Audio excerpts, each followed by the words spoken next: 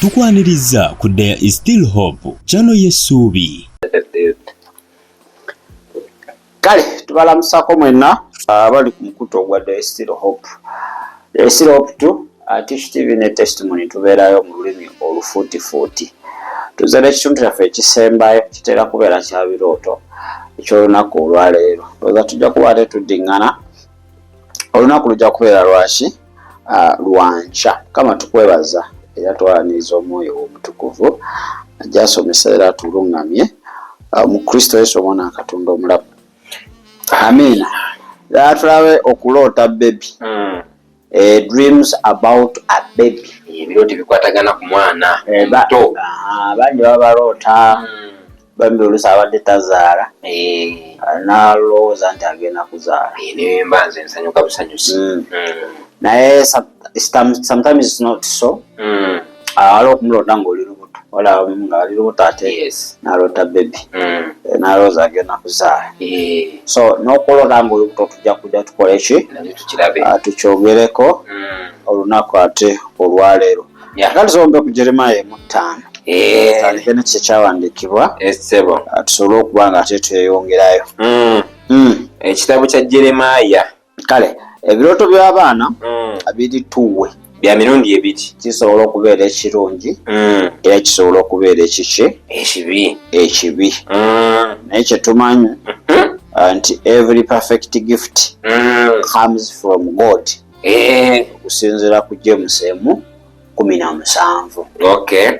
Jeremiah 5 agamba bw'ati, we nali nga sinnakubumba mu lubuto nakumanya, era nga tonnava mu lubuto nakutukuza, nkutaddewo okuba nabbi eri amawanga. Kitegedde owaye nga tonakutondebwa mu lubuto yakola ki? Alwana kufuuka baby yammanya. Yakola ki? Yasooka kumanya. Yakumanya. Kakati twogera ku perfect gift.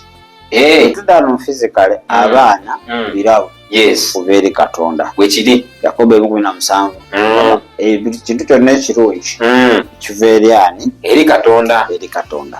Kakati yatulabe symbolically abaana bakiikirira ki mu nsi ey'omwoyo. Awe tuli symbolically mu Luganda kyeki era babanga akabanga kabonero. Obubonero abaana mu nsi ey'omwoyo bakiikirira ki? Ekisooka fruitfulness and prosperity. Nti ebibala n'okukulaakulana. Lubereberyemu 2:2 agamba bw'ati. Agamba ebigambo bino.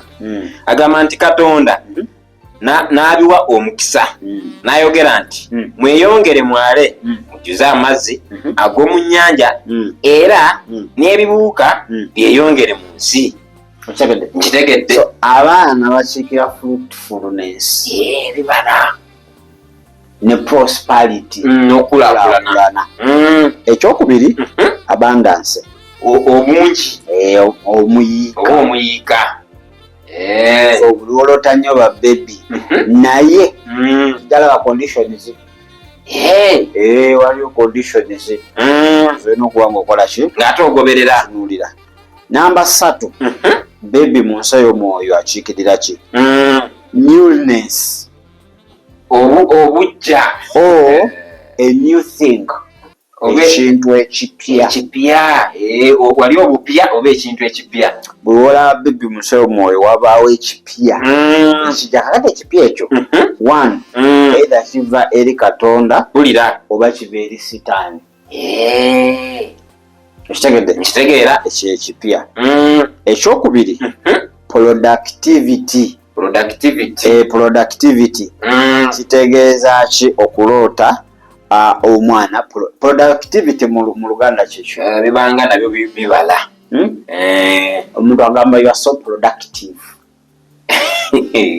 Manyi Oluganda limited. Kale gojja kuba ng'ofuna ansa naye nga baby akiikira productivity. Ekirala blessing. Giba mikisa. Abaana mikisa gyennyini giwedde mulimu okuleka mu ababeevuma. Omwana kyaka kikolimu gyennyini oba abo kyamufuna ebizibu tebiggwa waka. Ekirala a spiritual gift. Ekirabo eky'omwoyo abo omwana bw'oyinza olaba mwana physical nga Katonda aba akuwadde a gift, spiritual gift. Kisobokera ddala ekyo. Kuba nti kitera okujja nga ki n'olubuto oluusi ebeera spiritual gift oba talent. So bwekityo ekitambula. Ekirala one is purpose in life. Ekigendererwa ky'omuntu mu bulamu. Olaba omwana oba kalabonero akalaga nti you have to discover your purpose in life. Olina okuzuula ekigendererwa, olina okuzuula kyekisobola okwongerayo okukulaakulana, okufuna new beginning, entandikwa empya. Ekirala person's destiny. Amagenda g'omuntu. Buli lwolota omwana akiikirira amagenda agago. Kale Zabuli ey'ekikumi-17. Zabuli ey'ekikumi-27. Zabuli 127. Onyiri tatandika ku lwakusatu kirire paka ku lwokutaano. Okay, agamba ebigambo we biti. Agamba nti laba abaana bwe busika bwa Mukama n'ebibala eby'olubuto olw'olubuto y'empeera ye. N'agamba bw'ati olwokuna ng'obusaale we buli mu mukono gw'omuzira abaana b'omuvubuka bwe bali bwe batyo. Olwokutaano alina omukisa omuntu amufukako. Agamba nti alina omukisa omuntu omufuko gwe gwe gujjula abo. Okitegedde? Kaakati beba baki? Beba abaana. Wulira betwogerako olunaku ki olwo olwaleero. Kati ebadde general interpretation. Enzifunire ya kyonna ng'olwesa omwana kiki kye tuteebereza kiyinza okuba nga tekikiikirira bwe kiri. So kakati njagala tutunuulire kimu ku kimu kati okuloota ng'okutta omwana. Wali abalota nga bakutta omwana. Holding a baby. Webayita okusitula oba okukwata kyonna kitegeeza ki okuloota nga you are holding a baby. So it's from God and the enemy. Kisobola okuba nga kiva eri Katonda ate kisobola okuba nga kiva eriwa omulabe, kuva eri omulabe. So it often comes to reveal the current stage to progress. Nti ekyoto okiraba oluzungu walolekawa kibikula nekikulaga wa wooyimiridde mu nkulaakulana. Wawoyimiridde mu nkulaakulana towards bringing to achievement ebiruubirirwa nekiro kikulaga ebiruubirirwa. Kati atuddayo omwana yabadde afaanana atya wekaba nga kadde kakovu kasiiwuufu wabaki waba wazibu nnyo. So ekyo kirooto kikulaga eddala lyotuuseko mu biruubirirwa byo. Oli ku stage gweti kati. Omulota nga yavula omulota nga amazima stage yavula yatuuka naye nga mu kirooto omulaba n'agalowooza okwavula tagali ali ku bibye ebirala.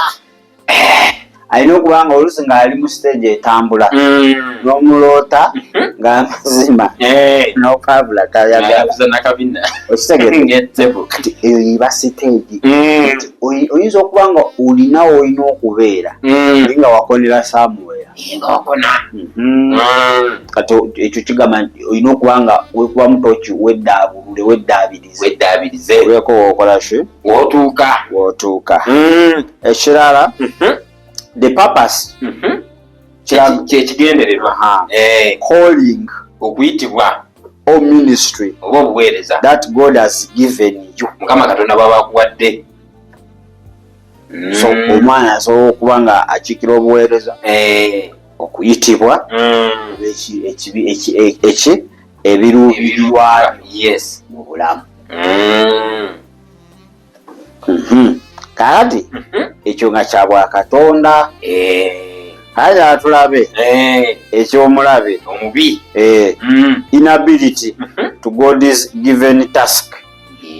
Titosobola kukola mirimu gya Katonda. Nti oluusi ekirooto kyo kibikula obuteesobola bw'olina eri omulimu gwa Katonda.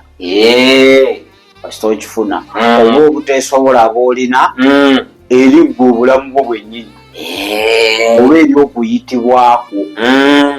So wekiba nga kivudde eri omulabe that is inability. Wekiba ekivudde eri Katonda aba akubikkulira bino byetwogeddeko, okuyitibwa, obuweereza n'ebiruubirirwa by'omuki mu bulamu bwo.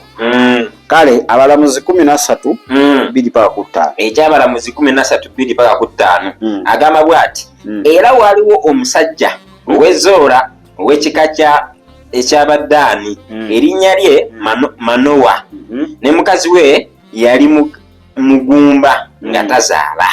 Malayika wa Mukama n'abalabikira, omukazi n'amugamba nti laba nno oli mugumba so tozaala, naye oliba olubuto era olizaala omwana wa bulenzi. Olwokuna kale nno weekuume nkwegayiridde oleme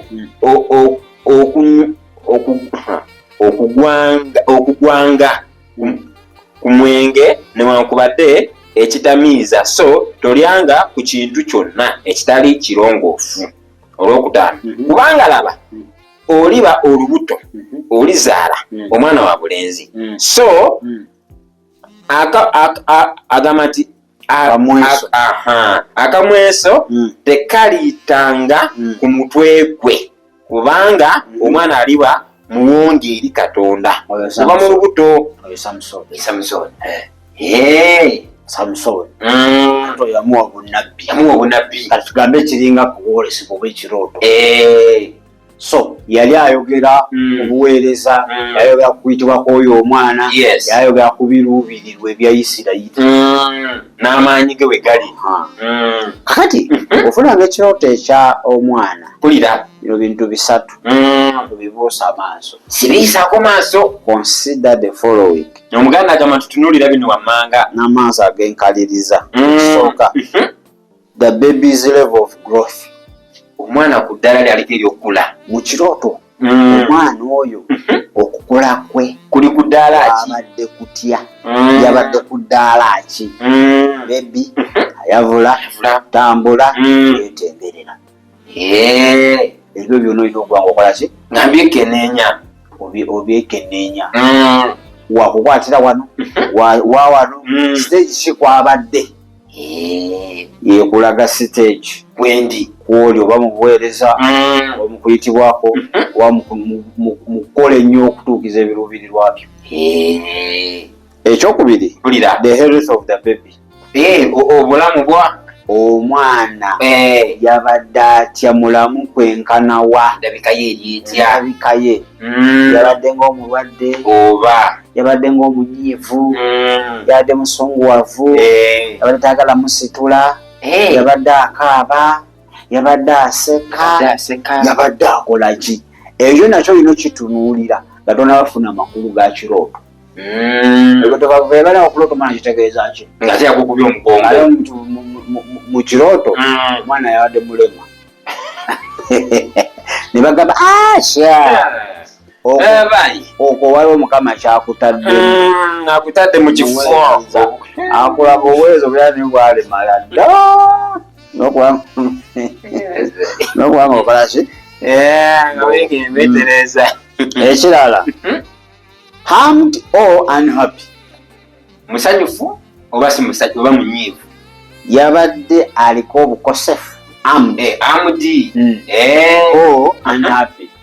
Yaliko n'ekisago kyonna oba nedda, oba yabadde si musanyufu. Ebyo byonna obitunuulira okufuna amakulu gennyini ag'ekirooto. Kakati ekirooto namba 2, having a baby. Ng'olina omwana kakati.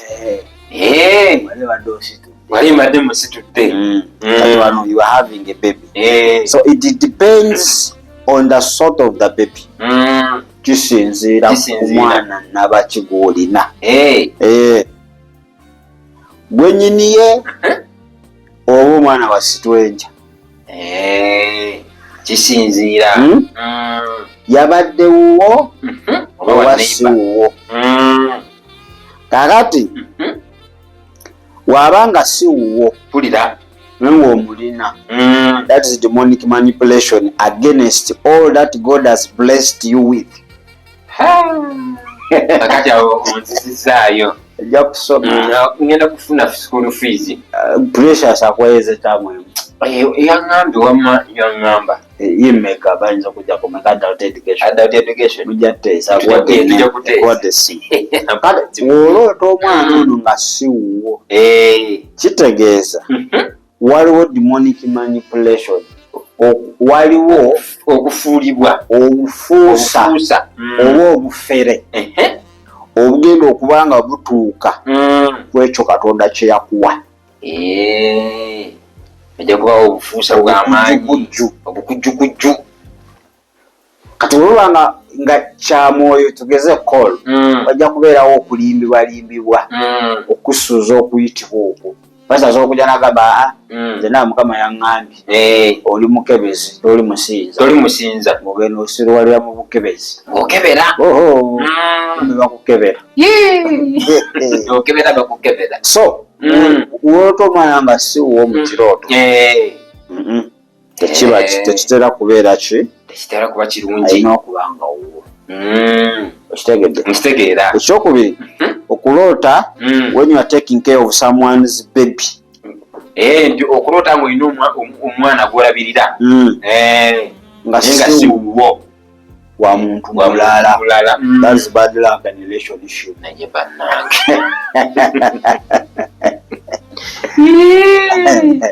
emikisa emibi mubyo kakagadula naye kakulema relationships. Enkolagano omuyinza okuba n'enkolagano olinawo oba kale enkolagano eno ya opposite man and woman, opposite sex. Kakati bw'olota omwana nga olabirira naye ky'olabirira si kikyo muganda nga relationship ogenda kukaabiramu amaziga oba oli oli kulabira kitali kyange. olina okuba nga you wake up onoonye ekikyo ekyo kituufu olina okumala budde. n'obudde mulabira bitali bibyo. Kale ekirala having many babies yet in actual life you don't have. Okulota ng'olina abaana bangi naye mu buliwo tolina yadde n'empeke. Spiritual attack against marriage. Era kakati enyo mizabana gikuba bufungo. Olota ng'olina abaana naye ng'amazima mu buliwo bwennyini tolina. Nga tolina. Olina okusaba. Osanyukanga n'ogamba ngenda zaala. Ngenda kulabirira abaana.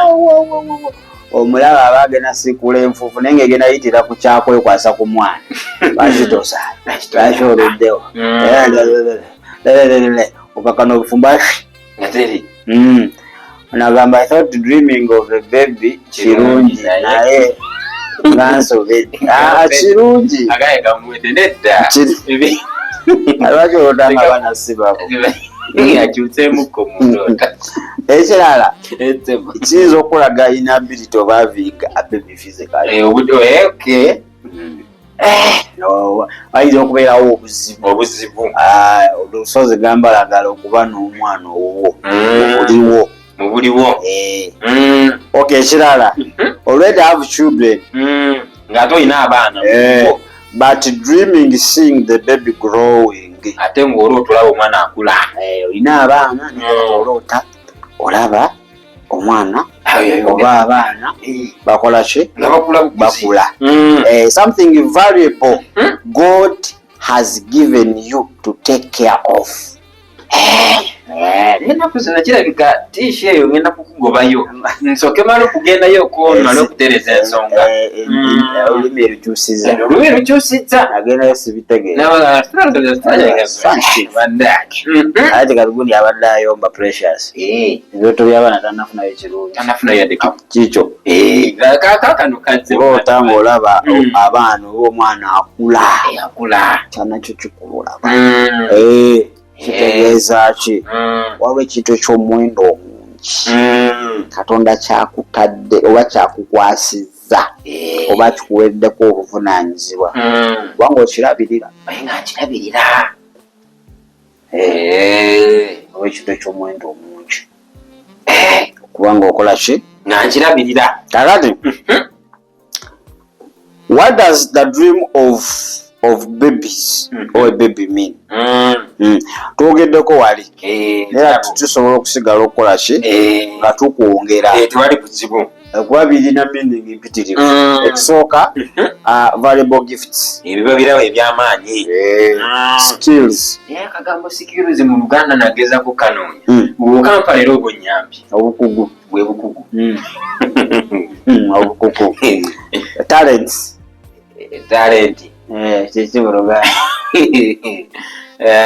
ye talent okay blessing n'ebirala bitwakoze ki twabyogeddeko kati kulota newborn baby omwana azaalibwa omuwere nga yakazaalibwa okulota akaana akawere ka baby kawere I also dream my kids nga bakulu but they are still young.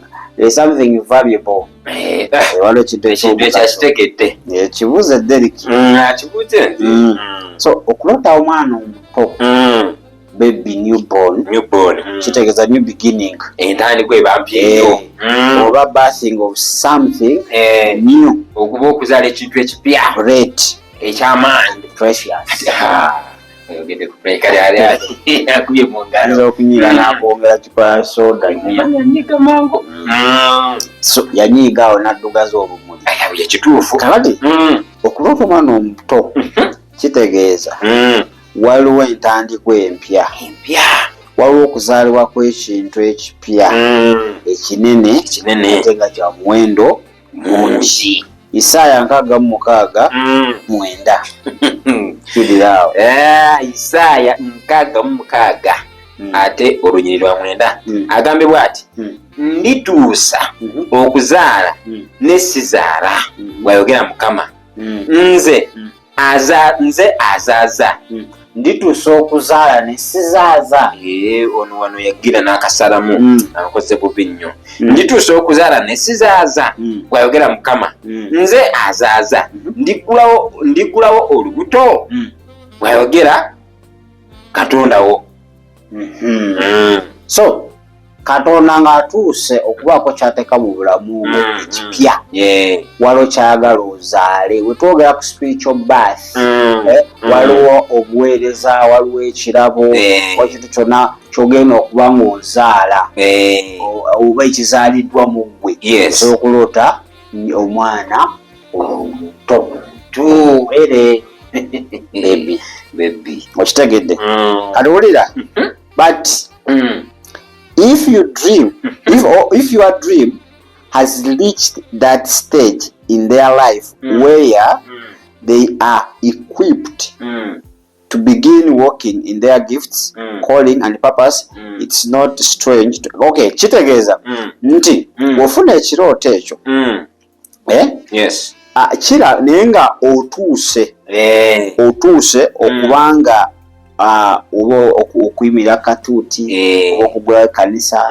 kale nga oli mu preparations ezitandika ekintu kyonna nofuna ekirooto ekyo kirungi ekyo ekirooto kirungi kiraga you are ready to top up ke akaseera akatuufu Yokaana 10:21 agamba bw'ati omukazi bw'azaala alaba ennaku kubanga ekiseera kye kituuse naye omwana bw'amala okuzaalibwa nga tajjukira kulumwa So wobanga oba otuuse oli mu buweereza obwo osobola ofuna ebirooto ebifaanaganako w'ebityo nyo bebi omanya waliwo ekintu ekipya ky'olimu kama kyakutaddemu bwekiri so kiringa omukyala bagambye nti omukyala aba ali lubuto obulumi buba bw'amaanyi naye mwana kasita amuteeka wano mu kifuba buli obulumi bwono bedda byayogera ebigambo nti ate nze sisobola kuddamu nze gwolaba wano nkumye kwono aba yabirabidde dda abanoonya n'abalala kakati abulota always giving birth okulota ng'ozaala always ako kakubumakinga olota ng'ozaala si kibi but always nti otera frequently that's always kulota bulijjo ozaala bulijjo olotoza no si kirungi kiba kirungi ekisooka spiritual attack wabulumbaganya ogwo ekyokubiri miscarriages naso osobola okuba nga ate oza experience naso si kirungi okulota buli saawa okay breastfeeding a baby ngata oyonsa omwana omwadde akabe cuucu ani atayitako mu stage ataliyo so breastfeeding okulota nga oyonsa omwana one kiyinza okuba nga si kirungi muganda wange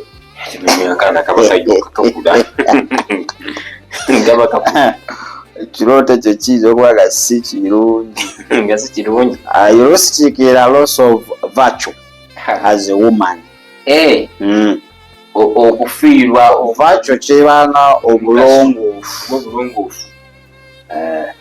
obulota busawuyonsa wabaawo kyogenda okufiirwa virtue oba naye nga oluganda olutonotono obulongoofu banga obambala ennungi something like that naye kirala akabonero ka balinensi gwe tosaawa okulota buli saawa ng'oyonsa si kirungi so backing a baby ng'omwese ng'owanirira omwana omanyi okuwanirira omwana kale support ebintu bino njakugenda eri kakati okulota ng'owanirira omwana nga watambula bebe precious alitambula ddi yojuzi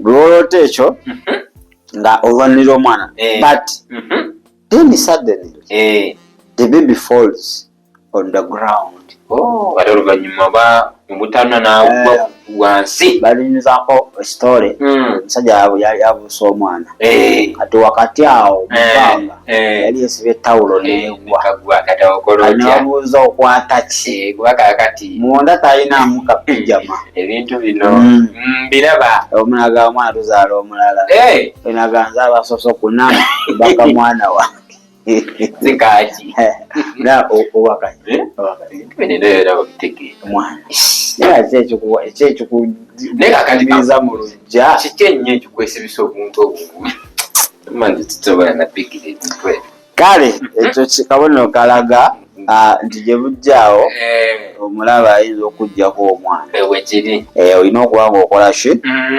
n'okuba nga ate osaba nnyo loss of a child ng'ofiiridde omwana loss of a child or miscarriage oba okuva mu lubuto so kulota ng'owanirira omwana it's okay yes naye ate wakuvaako awo wabaawo ki wabaawo emitawaana ekiri awo kale faceless baby faceless tebalina face tozitegeera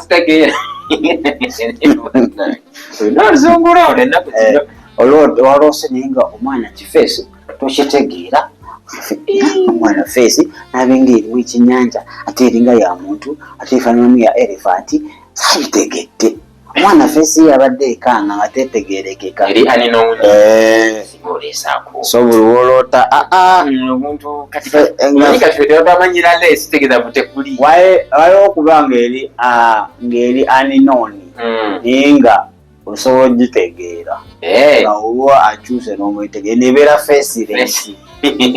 Muntu si muntu, mbwa si mbwa, ebyawo you cannot recognize faceless. Woosubira face ate olinga olabawo omutwe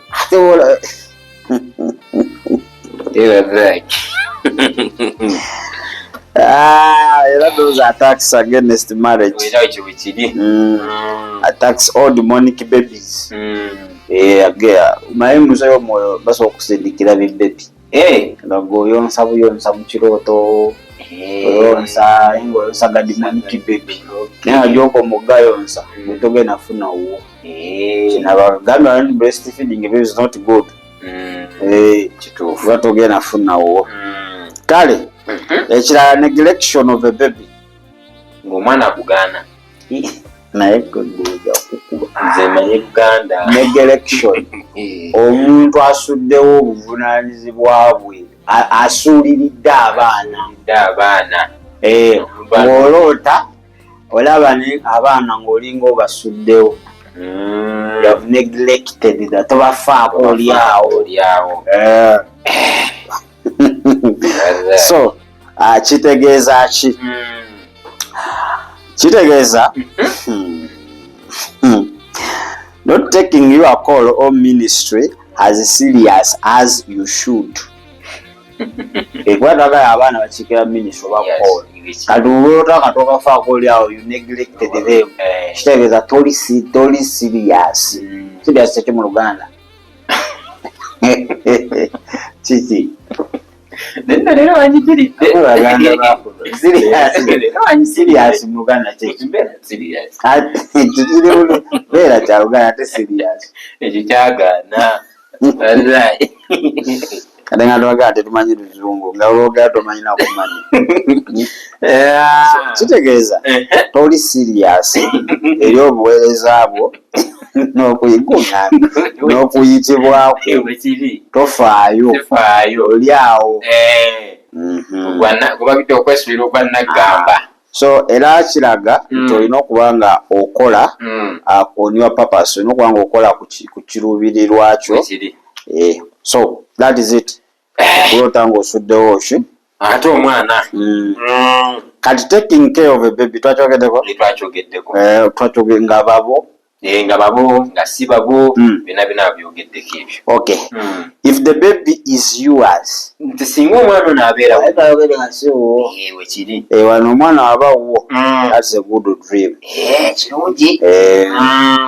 Kirooto kirungi naye it must be, the baby must be safe. Mwana ateekeddwa okuba nga ali mirembe, ng'ate is in your hands, nga tali mu mikono gyo. Kati ekyo kitegeeza you are holding a God's given purpose to the way God expects you to do. Nti oba oli kukola obuvunaanyizibwa bwo Katonda bwe yakuwa mu ngeri yennyini gy'ayagala obukolemu. Kakati waliyo ekirooto kyoleseeyo ku mwana simanyi. Waliwo wanakuweereza akamuli kirooto ki? Kakati okuloota omwana nga mukulu ng'aliko n'ebirevu nakyo gye kiri. Omwana nga mukulu egyo giba mizimu.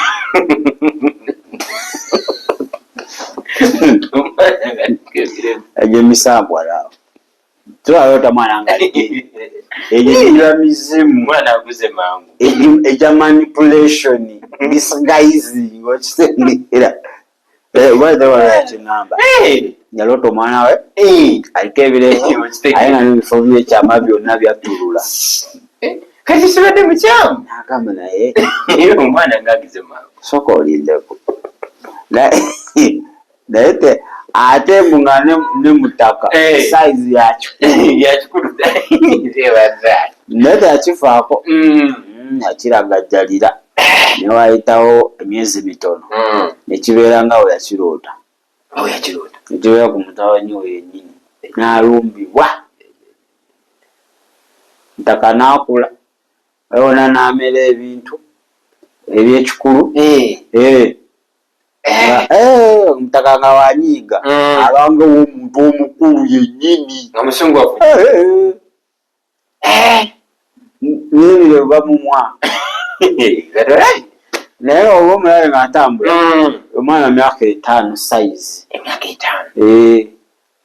era gyalimu naye byalina giri emizimu emikadde gyonna egyabajjajja jagweramu oli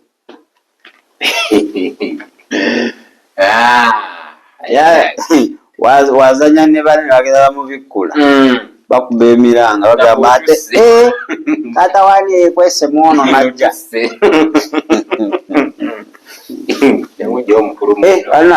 tetugenda sukka wano ndoza obudde bukozeeki budde butukudde mubadde balabe balungi era bawuliza balungi abamukuto gwa Daily Still Hope bali kubanga mutugobera naye byonna kkiriza Katonda ebirooto tebikutiisa kkiriza Mukama atuukiriza ki ebirooto totunuulira birooto wabula tunuulira Kristo Yesu muwe obulamu bwabeera omulokozi era Mukama w'obulamu bugamba Yesu lwaleero nzija gy'oli kukkiriza era omulokozi na Mukama w'obulamu saasire tali butuukirivu bwange bwonna nnuŋŋamye okuba eggolokofu Kristo Yesu omwana wa Katonda wano tusabidde amiina webale nnyo ndowooza tugenda kubanga ate bannaffe aba YouTube bannange sibuuzizza ayagala kubuuza atuli kusibula bannaffe aba YouTube bannange tobuuzizza kale bannaffe aba YouTube tubagala nnyo ndosinkana olunaku olw'enkya lujja kubeera lunaku lwakuna naku omwezi ujja kubeera 8 omwezi ogw'omunaana Mukama n'abayagadde kati tusigaze bannaffe abali ku TikTok beere bulungi ate era mweraba